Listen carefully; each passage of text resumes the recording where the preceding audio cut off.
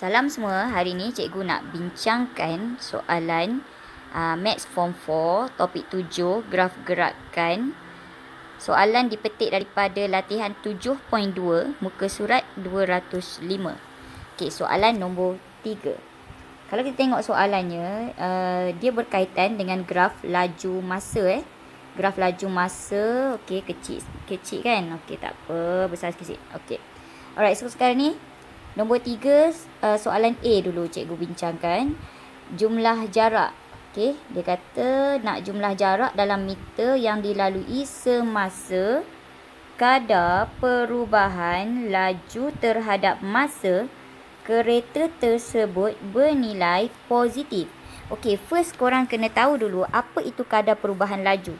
Dalam graf laju masa, kalau kadar perubahan laju ni, kadar perubahan laju, okey, itu ialah pecutan sebenarnya. Pecutan kita dapat daripada kecerunan graf. Tu. Maknanya daripada graf laju masa ni, kecerunan dia.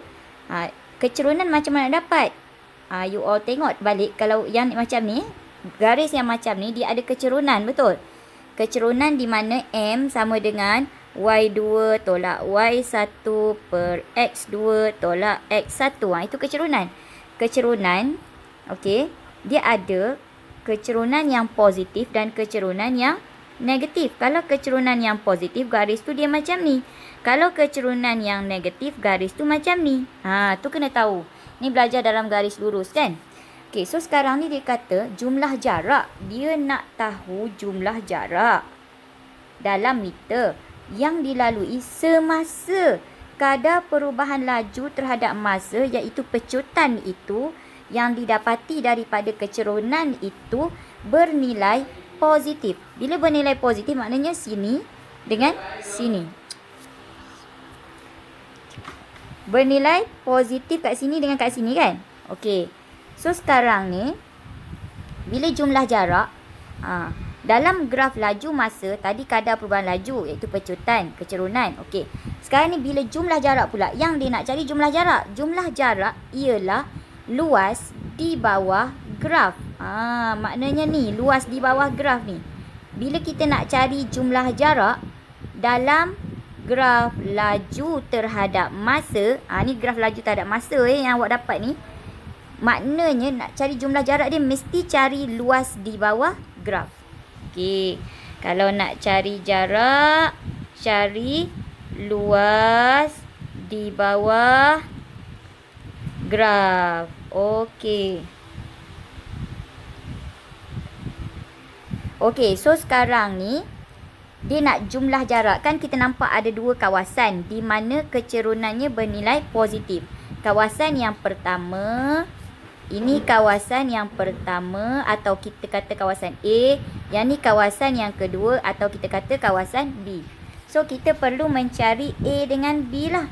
Maknanya luas di bawah graf A dan B. Kalau kita tengok luas di bawah graf A ini berbentuk apa?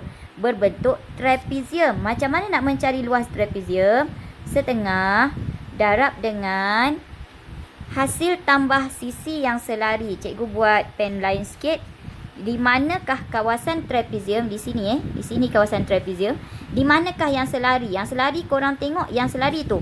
Maknanya dua garis yang sama-sama arahnya tu. Itulah selari. So kalau kat sini kita nampak berapa tu? Tak nampak dah nombornya kat sini Cikgu buang balik. Nombor di situ adalah 2, sorry. Ni 2 kan? Maknanya di sini dengan di sini. Itu selari Selari. So 2. Di sebelah sini, sebelah kirinya tu 2.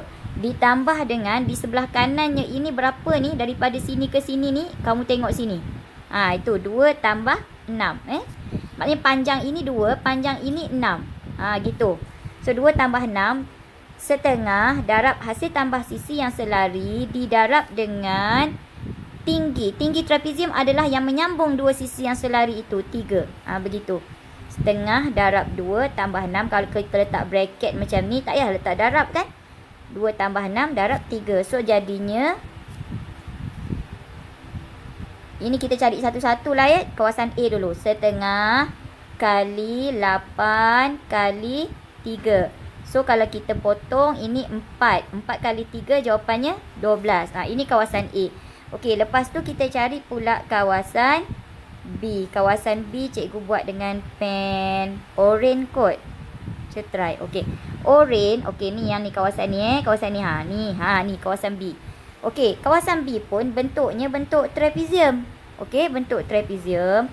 Setengah kali dengan, kejap cikgu ni letak darab kan. Kejap tak letak darab. Tapi tak apa je kalau ada bracket tak payah letak darab Okey, yang ni. Berapakah tinggi yang ni?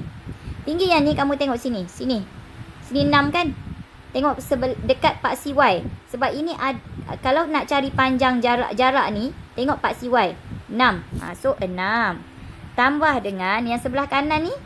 Tengok paksi Y-nya. Apa? 10. Didarab dengan yang ini yang menyambung dua sisi yang selari ini. Berapa? 10 tolak 8? 2. So, cikgu potong aja. So, dapatnya 16. Okey, 16 dengan 12. Itu sebab dia kata jumlah. Jumlah ni maksudnya dia ada 2 tempat ke 3 tempat. So, jumlahkanlah. Sekarang ni 12. Yang A ni 12. Yang B ni 16. So, jumlahnya 12 tambah dengan 16. Itulah jumlah jarak yang dilalui apabila kecerunannya positif. Okey, 12 tambah 16 jadinya 28. 28 apa? Dalam meter. So, 28 meter. Okey, seterusnya kita buat soalan B. Soalan B, nilai T jika magnitude. Awak nampak tak magnitude? Apa itu magnitude? Tahu tak maknanya magnitude? Magnitude maksud dia nilai sama tapi dia punya arah berbeza. Arah tu maknanya digambarkan oleh positif atau negatif. So kalau magnitude kadar perubahan laju. Kadar perubahan laju. Lagi sekali, apa itu kadar perubahan laju tadi? Kita kata kadar perubahan laju itu pecutan. Dan pecutan itu diambil daripada kecerunan. Okey, kadar perubahan laju terhadap masa dari saat ke-8 hingga saat ke-10. Mana 8? Ini 8. Ini 10. Okey. Kita besarkan sikit. Ni 8, ni 10. Maknanya yang dia maksudkan ni kadar perubahan laju di sini. Okey, di situ. Kecerunan lah tu. Kecerunan garis di sini. Okey. Saat ke-8 hingga saat ke-10 adalah sama dengan magnitude kadar perubahan laju terhadap masa selepas saat ke-10. Bila selepas saat ke-10 dia begini. Okey. Maknanya yang di sini kalau cikgu boleh gambarkan ini dengan kecerunan A ni, dia akan sama dengan kecerunan B ini. Bila magnitude maksudnya nilai dia. Nilai kecerunan itu sama. Tetapi kalau A ni dia sengit kot tu. Bila sengit kat situ, kecerunan dia M dia adalah positif. Bila di B ini, M dia tu negatif. Begitu. Contohnya kalau cikgu kata cikgu dapat ni 4 lah. Dia punya kecerunan dia 4. Yang untuk A kan. Untuk B pun 4. Tapi negatif 4. Sebab dia sengit kot ni. Yang ni dia sengit kot ke kanan kan. Dia naik ke kanan. Yang ni dia turun ke kanan. So, yang ni positif, yang ni negatif. Tapi nilai dia sama. Kalau sini 4, sini pun 4. Itu maksud magnitude. Kena tahu ni. Budak KSSM kena tahu. Dulu KBSM tak ada magnitude ni.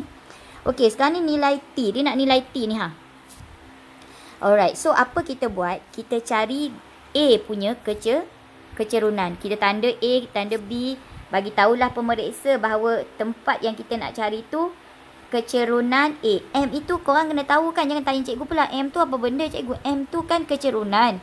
Kita belajar dalam garis lurus semasa tingkatan 3. Kan? Simbol M kecil ni maknanya kecerunan. Macam mana nak mencari kecerunan? Y2 tolak Y1 per X2 tolak X1. So, apa kita kena buat? Kita kena letakkan dia punya koordinat supaya kita tak silap Koordinat di sini, kalau kita tengok sini apa? 8. X dia 8.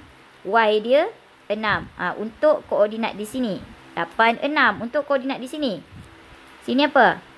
dia punya X 10, dia punya Y pun 10. Letakkan koordinat supaya tak silap.